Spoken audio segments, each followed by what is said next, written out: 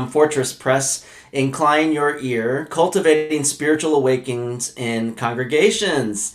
Teresa's got it up there for you. We are so excited to be with you all here on this new page and to welcome you this afternoon to a live launch event for our new book. My name is Chad Abbott, and I am one of the co-authors for this book. I'm from Indianapolis, Indiana. I'm a conference minister for the Indiana-Kentucky Conference for the United Church of Christ. And it is a great joy being with you all today. I also have a co-host here and a co-author with me today, Teresa Blythe, who's a good friend, and I'm going to let her introduce herself and her amazing ministry as well. Thank you, Chad. Yes, I am a full-time spiritual director ordained to the Ministry of Spiritual Direction, which is I'm very proud of and very happy that the UCC allowed that for me. And I work as a trainer of spiritual directors. I was at the Hezekiah School for Spiritual Direction for many years, and it's where I met Chad. And now I am training people individually and with very small cohorts online in what I call the Apprentice Training Program of the Phoenix Center for Spiritual Direction, which is my center, the place that I work. I work with individuals in spiritual direction, groups, and organizations. Organizations mostly meaning congregations. And so this book really came out of a love for the work that I've been doing, that work that I wanted more of. And so I thought, well, maybe we should tell more people about it. So I'm really glad to be here today.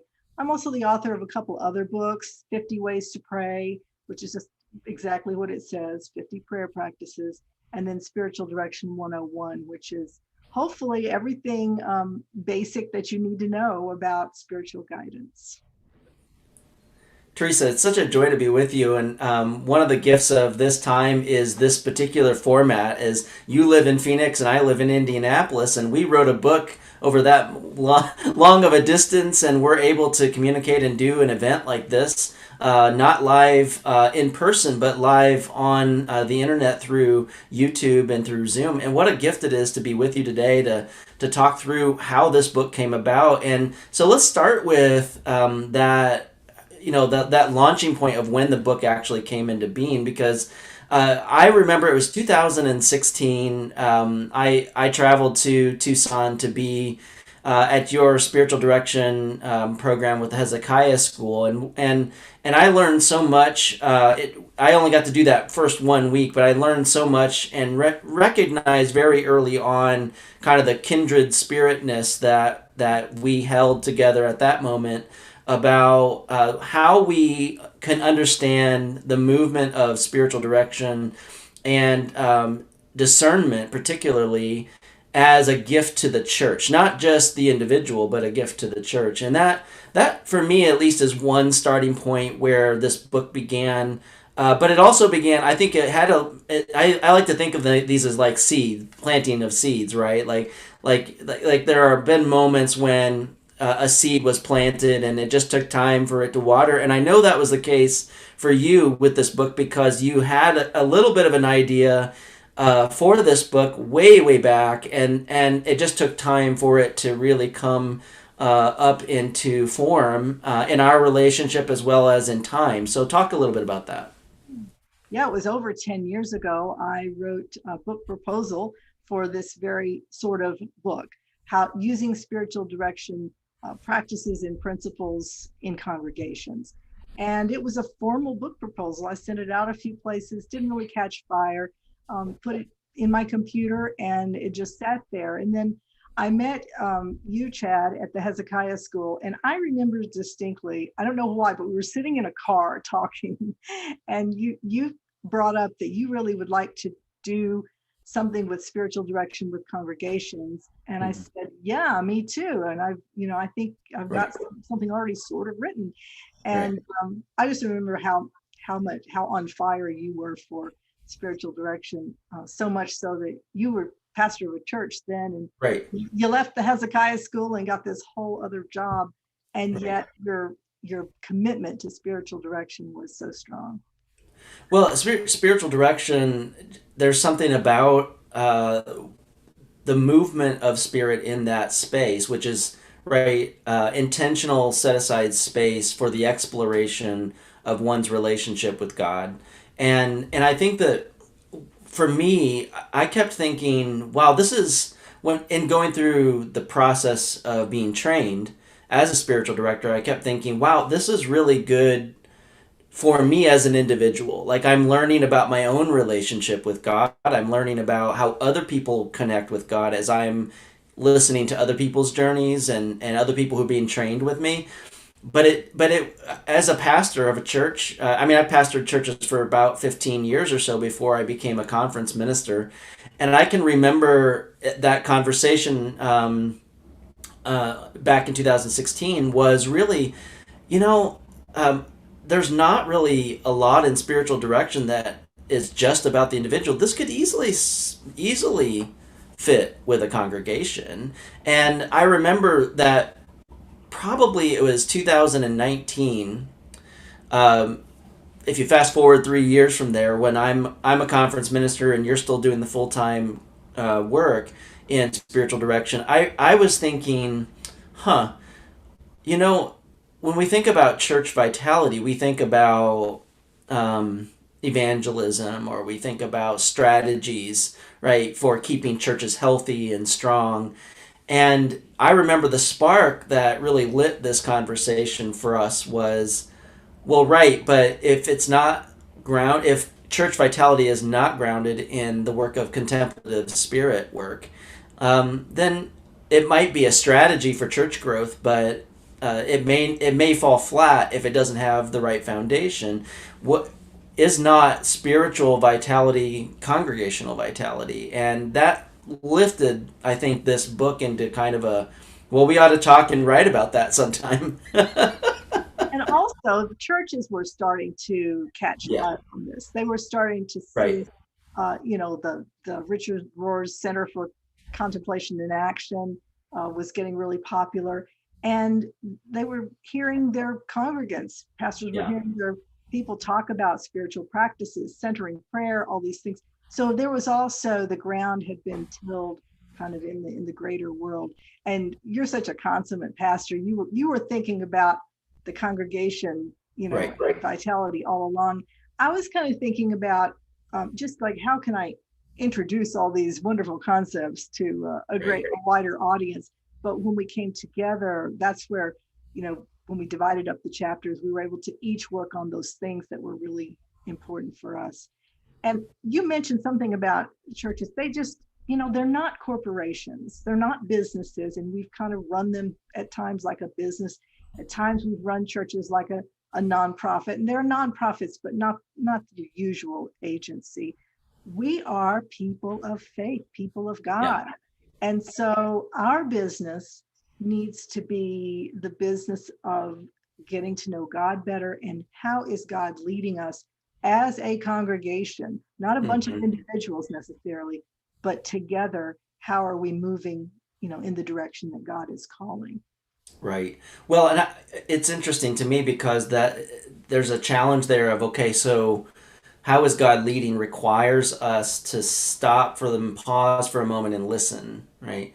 And so there we are with our title, right? Incline your ear. Um, how how do we listen, and how do we listen not just as an individual, but as a collective whole, right? And that's, I think, a little where we were going with the book. I was thinking about the intro to the book of how all of the things that churches are facing in this moment, right? Everything from decline to, and COVID now. I mean, there's all kinds of things that churches face. And and so the question becomes, well, where is God actually leading us now? And that requires a movement of spiritual practice, right? And so I love, one of the things I love that you did so well with the construction of this book when we were designing it was, you wanted us to have, you wanted a congregation to have like a spiritual congregational roadmap, right? That people could, it's not just a book of like, oh, these are some nice concepts about how the spiritual direction can fit into churches. Your concept was, okay, but it's not just a theory about spiritual direction. It's actually about a movement of the spirit, and we can actually introduce spiritual practices and step by step kind of instruction in the areas that are important for discernment, to be able for churches to be able to actually engage in the work, right? It's not so it's really like a guidebook, a roadmap for how a church might listen for God, right? Well, I don't know how to write any other kind of book. All my books have been Right. how to pray, how to be a spiritual director. So that's kind of who I am. But yes, it's got this added value. I mean, you brought a lot of the theology and the understanding of congregations that I have some understanding of congregations, but you have a lot more. And but I wanted like, okay, how do you do this in the real world?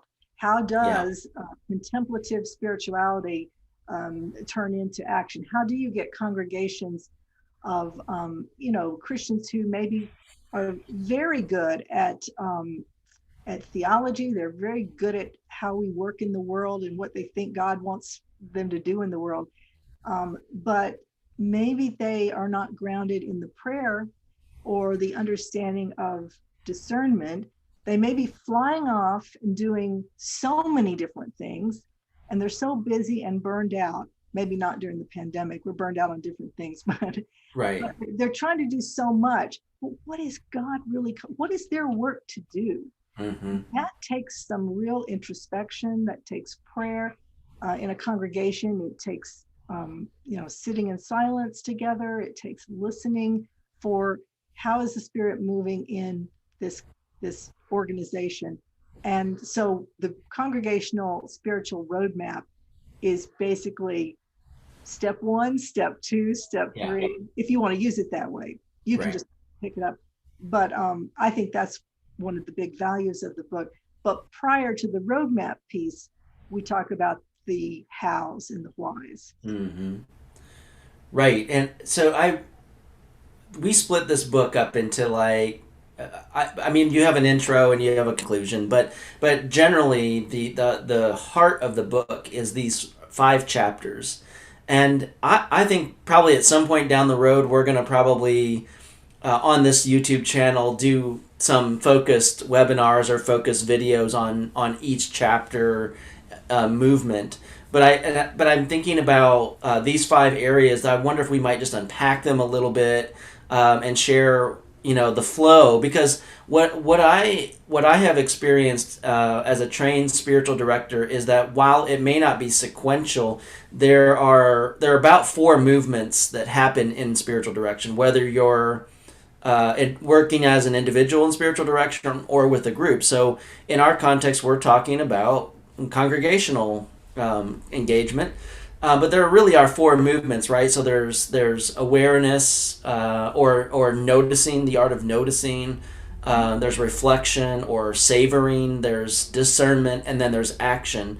And so we took kind of those 4 and just said, hey, when you look at an individual who's going through spiritual direction, or a group work that's doing the work, these, while maybe not sequential, these are the 4 areas that you often see.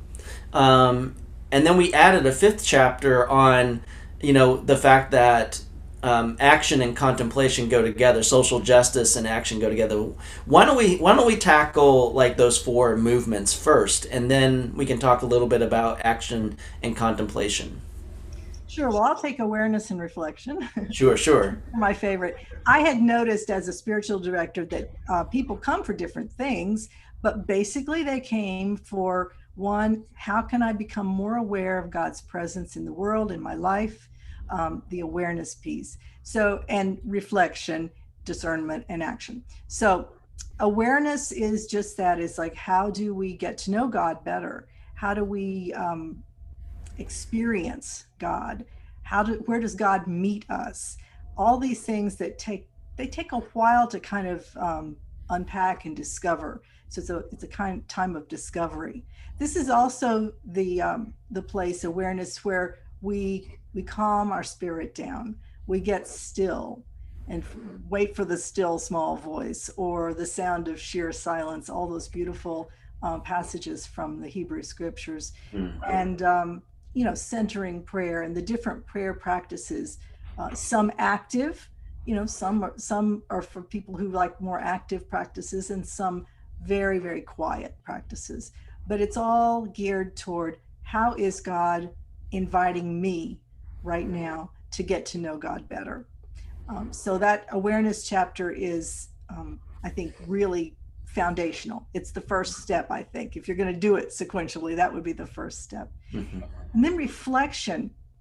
Reflection is remembering those places in our life where God met us, savoring, resting with the memories, resting with, and going back over them in a sense of maybe there's more. Maybe there's more to unpack there. Maybe there's more that God has to say. Also, magnifying those experiences.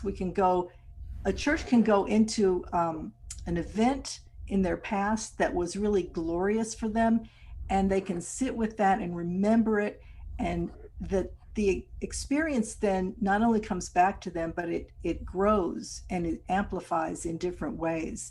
So the reflection piece is really important, and we have some specific ways you can do that as a congregation that are really important. All of that leads to discernment, which is where people make faithful choices, sifting and sorting through information, praying, and their perceptions, all toward the goal of where and how is God leading us right now. And I know you'd like to say more about discernment too. Well, I do. I want to actually go back first to the reflection piece because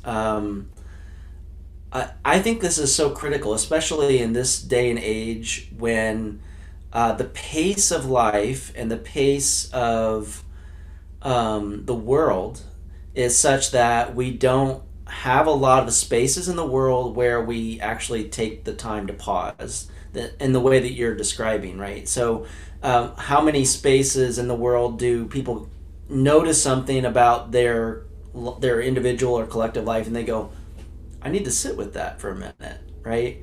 And I had an experience with my spiritual director, not my current, but my previous one before I moved back to Indianapolis. And he and I were talking about something that the noticing piece. There was something I was noticing, and I was describing. I must have verbal vomited for 15-20 minutes about it. I mean, and what he said was, Chad, I want you just to stop for a minute.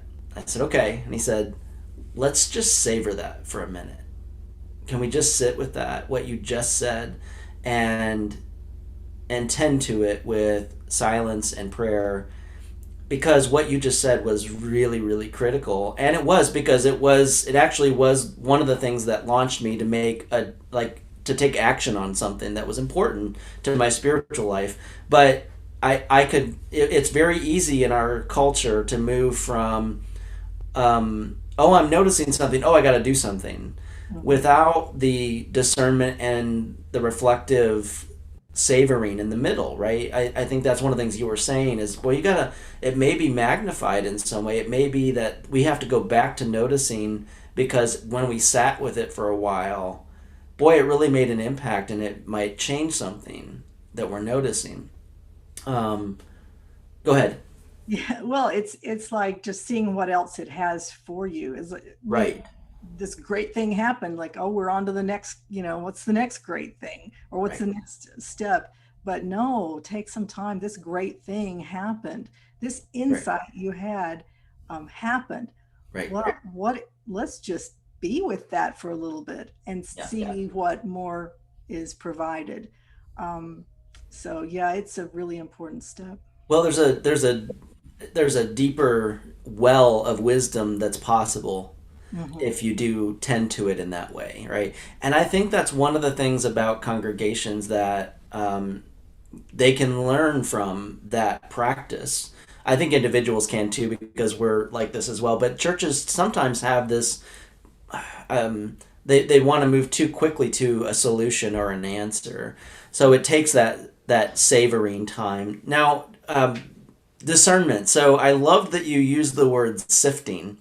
because whenever I talk about discernment, that's the word that I use as well. And so I want to share with you like an image. So my kids have the luxury of having grandparents who have bought passes, grandparents plus passes to the Indianapolis Museum, Children's Museum. And if you're not from Indiana or in Indianapolis, you might not know that that particular Children's Museum is one of the best in the world. It's incredible, and so they have this area within the museum called the Dinosphere, and it's all about dinosaurs, and it's all about like archaeology and anthropology. And they have a section where they actually have an archaeologist behind like glass, and they open up a window, and you can interact with them and whatnot.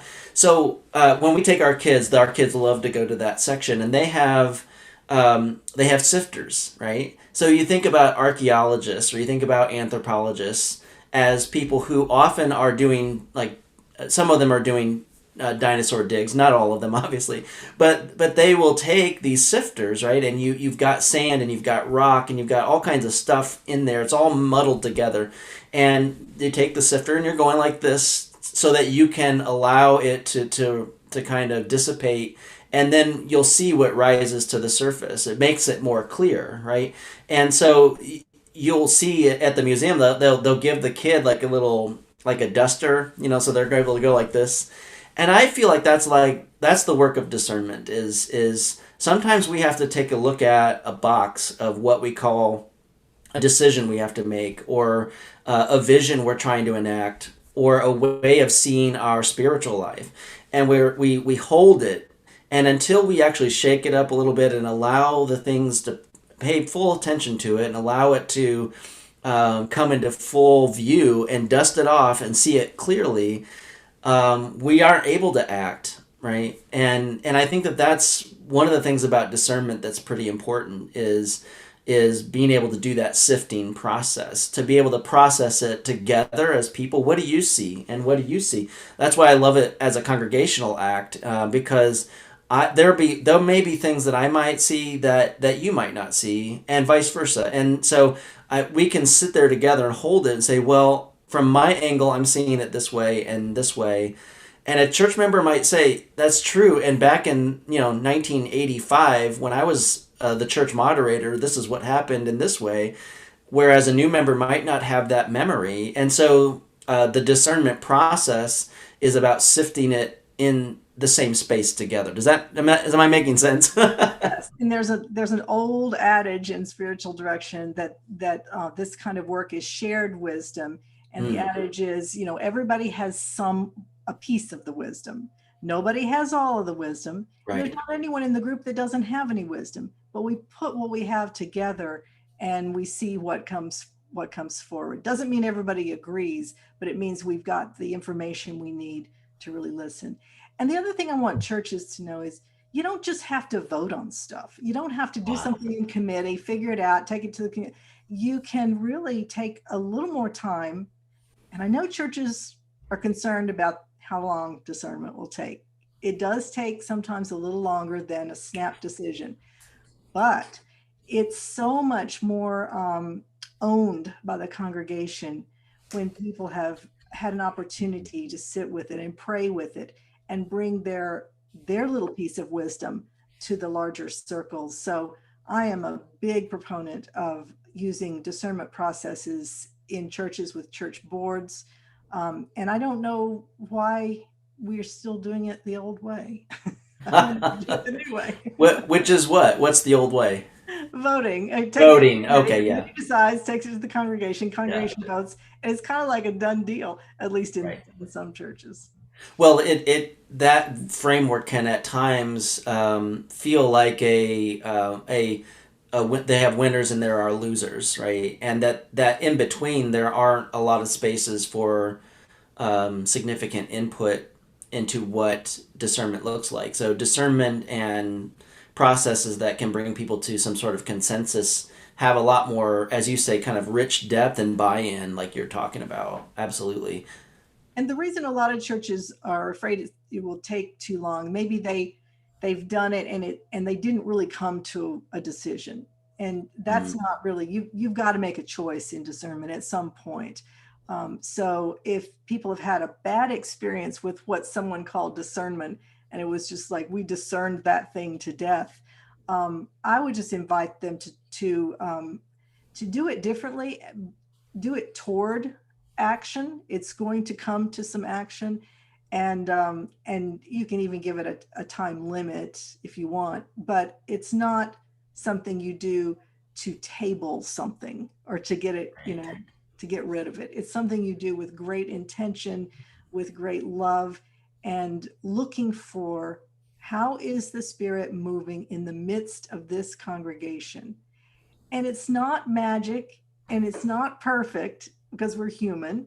But I always tell directees, the decisions I've made when I used a discernment process, when I did it intentionally, talked to people, prayed, those decisions have worked out quite a bit better than those that I made kind of by the seat of my pants. Mm-hmm. So I am a big believer in it.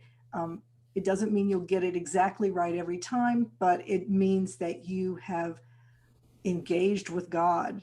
Mm-hmm. That decision. You wrestled with God and came out limping on the other side. It affected you somehow, right? Yeah, changed you. I think about this idea. I'm so glad you framed it the way that you did, because I'm thinking about what many people would refer to as uh, um, a hesitation they have around discernment, which is you don't ever get to action, like you were describing. It's like you are in that space of discerning ad nauseum, and so it gets referred to a little bit like all you're doing is navel gazing, right? And we're going to get to that a little bit when we talk about social justice, but it's we need to do something to put more butts in the pews. We need to do more to do social action. We got to do more to do evangelism. We got to bring in more money. We got to bring in more. Here's the one I hear a lot. Like, we got to bring in more young adults and young families to church, and all of those things may be true, but we're afraid of the discernment piece, because I think we're afraid we won't ever get to action. And I think you framed that so well. Of like, yes, but you have to do it with intention to move to action. So let's talk about action a little bit. I think that seems to be, it's almost like we want to move from, oh, I notice that there's a need in the community. Let's just move and start acting, Right. right? Or like we'll have like somebody will say, well, I see a need, and then somebody will throw out two or three. Well, we could do a bake sale, or we could do a clothes closet, or we could do this, and none of the just sitting with what we've seen and know, and praying and discerning over what actually might be the right thing.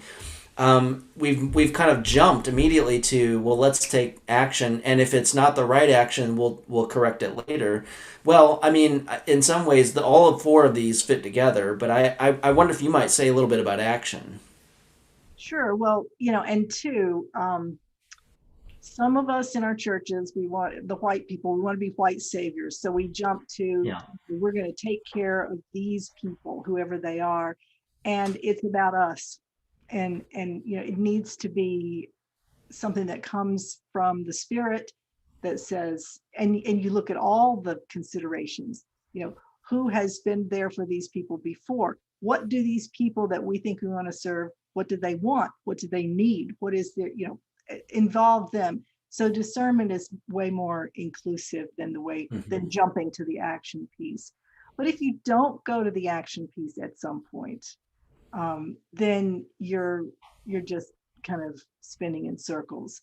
And if you allow differences of opinions to really stop you in your tracks, that's not helpful either. Quakers have a great concept Mm-hmm. of unity in discernment, so that the group comes to some kind of unity. So those that maybe didn't agree with the action that everyone else wanted to take can say, that just wasn't my thought or my idea, but I'm not going to stand in the way. I can see that the Spirit is moving in this direction. And when people do that, and when congregations have people who are willing to do that, not do the parking lot gossip and Right. try to undermine things, that is so beautiful. And it Mhm. feels so good. The times I have let go of my agenda Mhm. and just listened to what the group spirit is saying have been so helpful. Those are the actions that I think that we're invested in, because we've put all that work in. Um, and action is different for different people. It may, different congregations, the actions may seem very simple, and others, the action could be complicated. But I do have great concern for congregations that are trying to do so much that Mm. that they that people are burning out. They come to the church for a while, then they run because they just don't, it's just too much. I think if we do more discernment, what is the action that we're called to, then I think people could rest in that, because contemplative spirituality is restful. It's Right. not frantic. If you see frantic energy, then Right. I would question. I'm always skeptical of too frantic energy in anything. It's like, Yes. what's really going on here? Yeah. Well, and decisions that are made from a contemplative spirit have more likelihood of sustainability, because it's grounded in what is needed, and it is grounded in more of a group consensus process than it would be if we were rushing through it, or there's some sort of urgent, frantic spirit about it. It's almost like the nailing the jello to the wall thing. Let's see what sticks. But that's not the contemplative spirit, which feels much more grounded and foundational. That doesn't mean that actions that we take may not succeed, or may not be at some point down the road need to be stopped, to move on to do other things. But that too would go back to the noticing, the reflection, and the discernment pieces. Is where I think it all kind of cycles back on itself for me. Of we take an action, but that doesn't mean that at some point we don't go back to discerning, is this still the right, you know action to be taking at this time. Things may have changed, and so action is kind of malleable in that way for me. It's not a we did it once and now it's this way forever, right? It's by sustainable, for me, it means that we actually can go back to this process and still listen for the Spirit's movement in our midst. Is that One of the things that the hardest discernments for church groups, leadership councils and so forth, is we have this program that we've always done, yeah, but nobody wants to take the leadership in it anymore. Nobody really wants to do it. yeah, That we've always done it. We're known for this. This was our mission for so yeah, many years. And then so, just like bringing this program out, wedging somebody in, strong arming them into doing it, when they could take some time with discernment and perhaps say, this program had its day. There's no energy here. So where is our energy now? It's not there. Let's, retire the program and go where our energy is. yeah. Go where the energy is, absolutely. And some of those programs are things that have seasons, and we're not used to saying that about our church work. We're used to it having some sort of sustainability, but I think we're living in a time where we're going to need more and more of what you're describing. Teresa, we've described now what is really the heart of the book on some level here. These kind of four central chapters. We have a fifth chapter. I want us to go into that one. Before we actually see if there are any questions from the chat. If you all are live with us here on YouTube, this will be recorded for us to put on our page, and so you may be watching this later. If you are, no big deal. But if you're with us live, there may be some questions coming in the chat. I would encourage you to put some questions in the chat, because after we get done talking about this next chapter, action and contemplation, we're going to move into just seeing if there are any questions about the book that you all might have before we close for today. So let's talk about, before we do that Q&A, let's talk about this action and contemplation. This was a chapter that I think at first we didn't necessarily have in there. We had the four central movements of spiritual direction and how they might influence the work of local churches and how they do mission and understand themselves and do spiritual work together. But then I think we in the as clergy in the United Church of Christ, I'm pretty proud of the fact that our denomination is one that really values the work of social justice.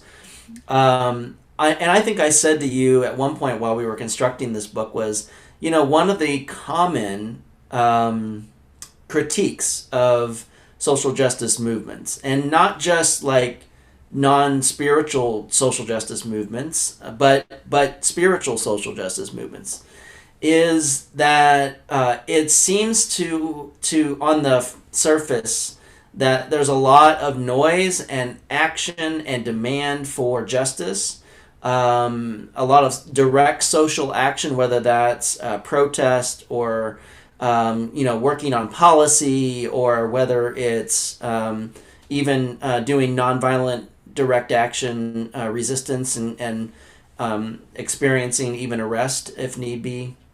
All of those are forms of social justice action, and which all of those, by the way, I deeply support and feels important on a variety of topics. And when I look at our denomination in particular, but I see it in others as well, is we cover the gamut from climate change to LGBTQ rights to women in ministry and women in leadership to dealing with systemic racism and the criminal justice system. I mean, there's so much to think about.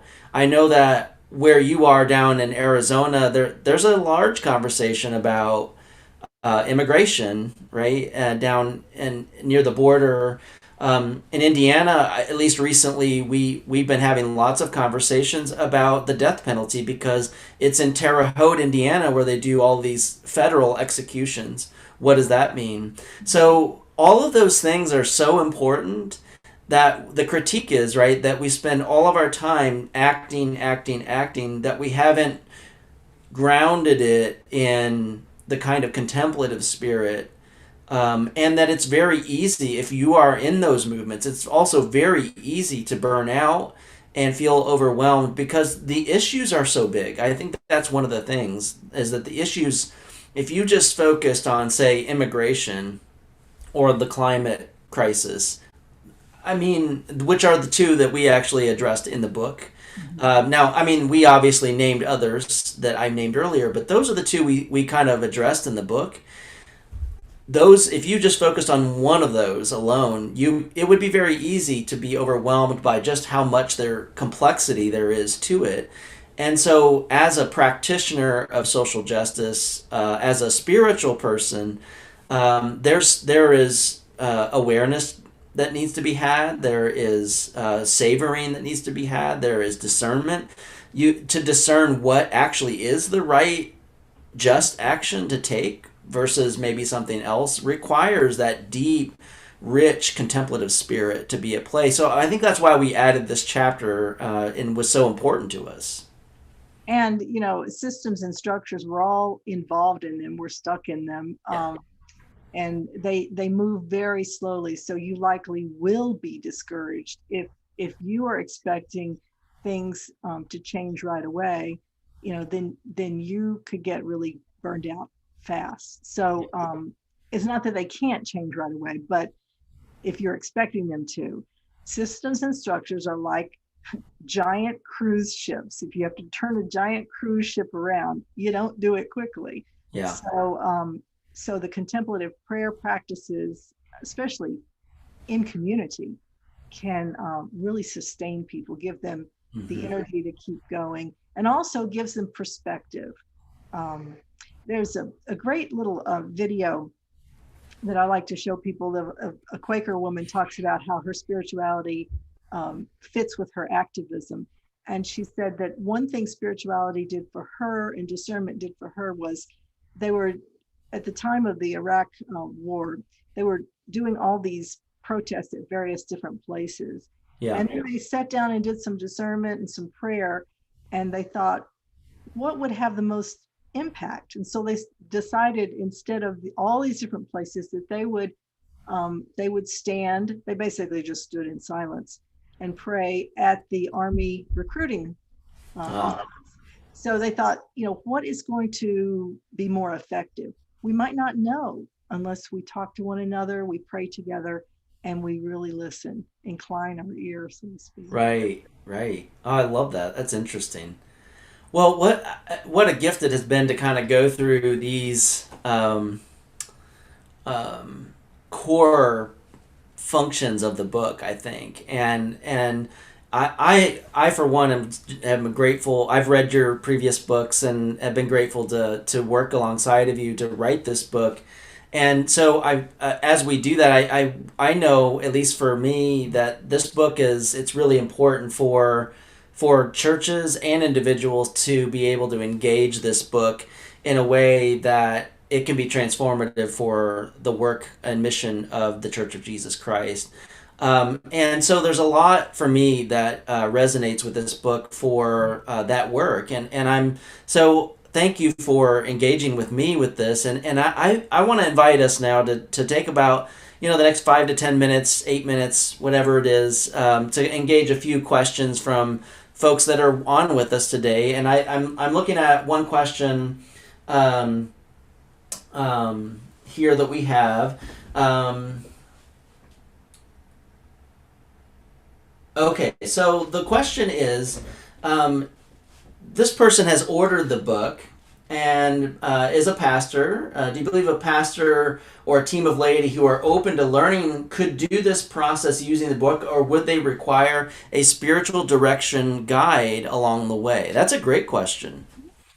And I think it could be either one. Right. Hopefully the book is so explanatory that a pastor could. But here's the reason: bringing in a spiritual director, maybe someone in your community or from your region, to help facilitate, is that then the pastor can become a participant and really listen and not doing all the work. So I, of course, being a spiritual director, I do this for a living, I advocate, get some help if you can afford it. But I don't think you would have to. I think some of the practices, the awareness practices and reflection practices, could be done in worship.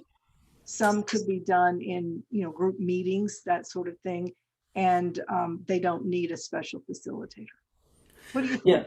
Well, I loved your first comment. That's where I was going to go as well, which is, I know for me, one of the things that I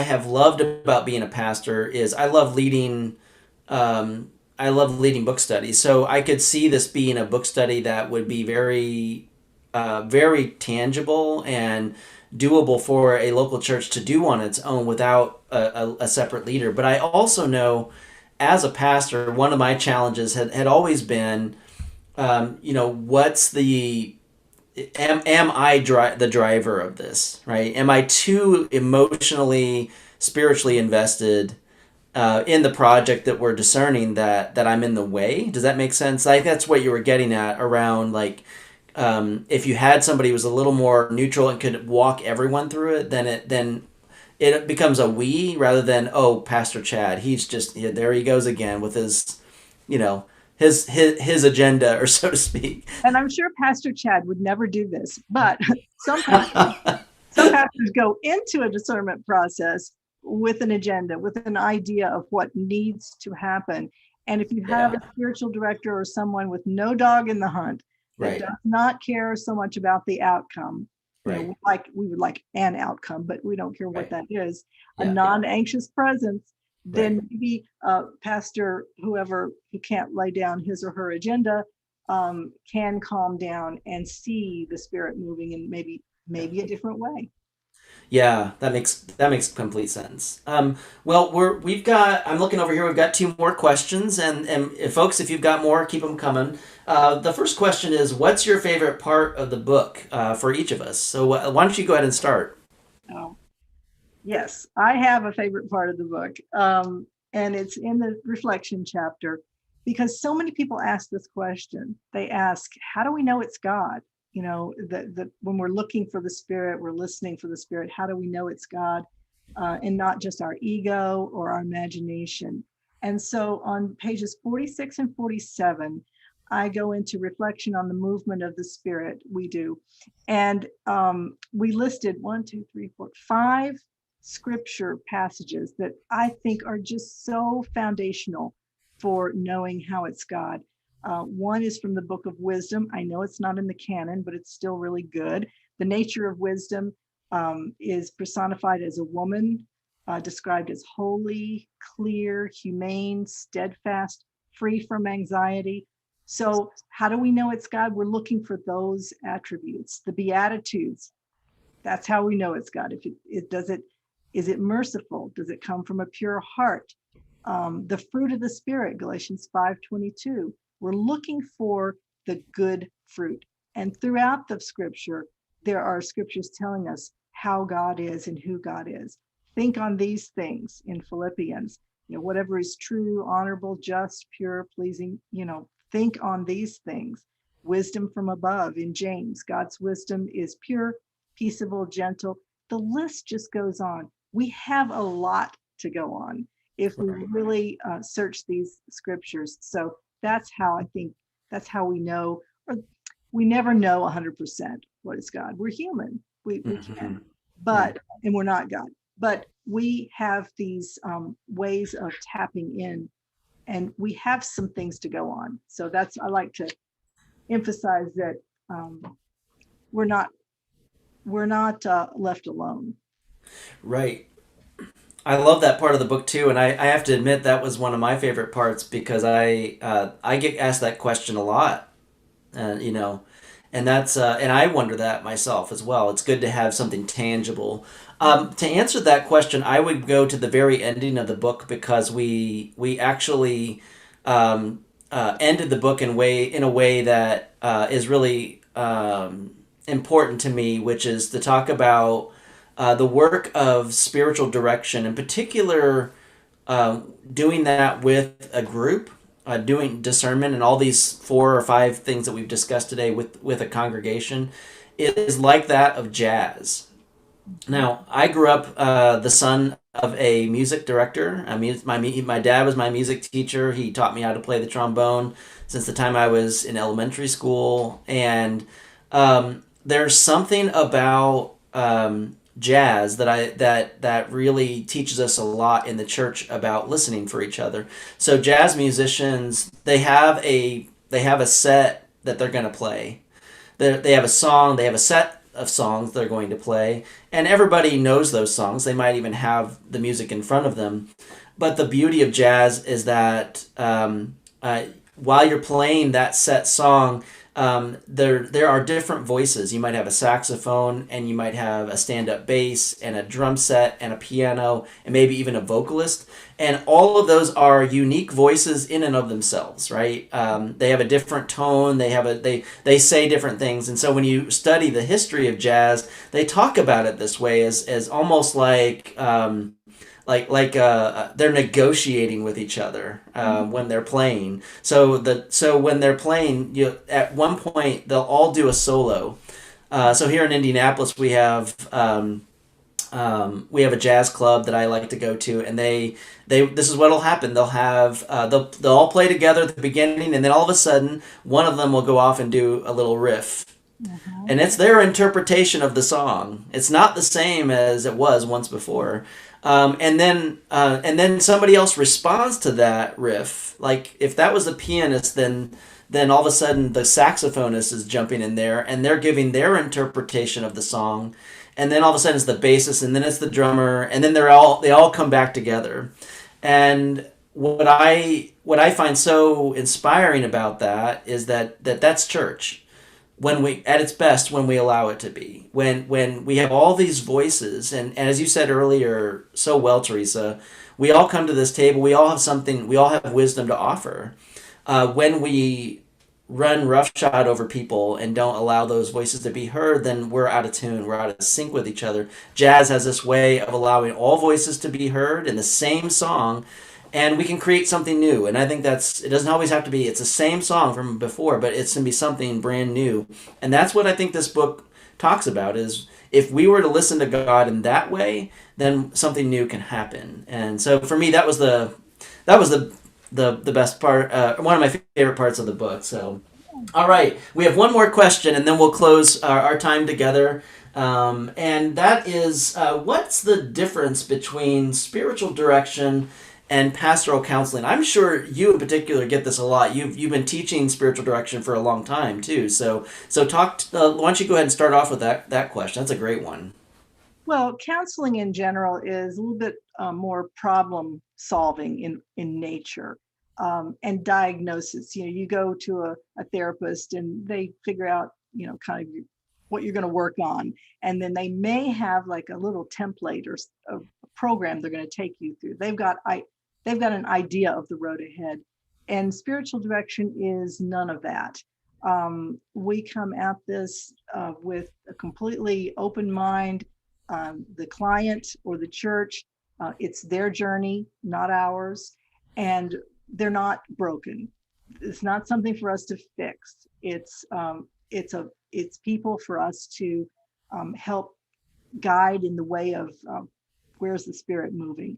So it's very different in that way. We don't give advice, and that's why it's good to have a spiritual director around for these big discernments, especially if they're a little bit contentious, because we can kind of stay out of the fray and help you look at things. Well, I love that. That's fantastic. And Teresa, this has been amazing.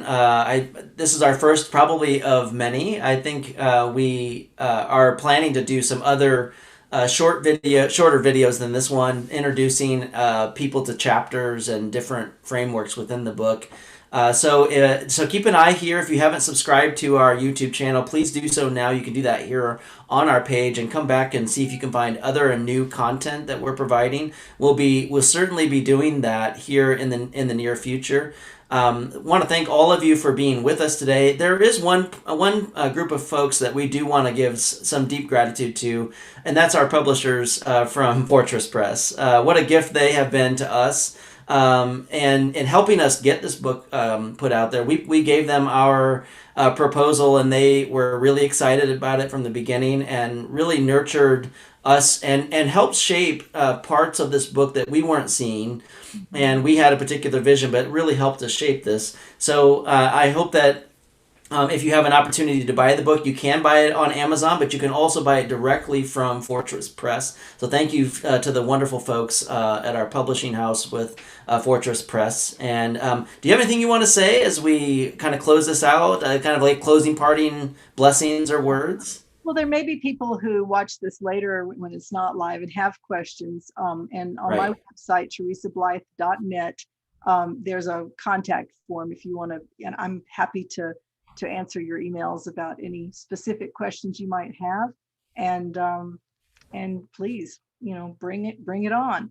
I love it. Teresa, it's been great to be with you. And friends, whether you are joining us here live or whether you are someone who will join us at another time watching this video later, we are grateful that you have been with us for this hour of really exploring the depth of how spiritual direction can not only help you as an individual, but be a part of the wider work of the Church of Jesus Christ in discerning our mission and vision in the world. So incline your ear, dear friends, because as we deeply listen for God's Spirit, we will be led in the ways of God. Thank you for being with us today.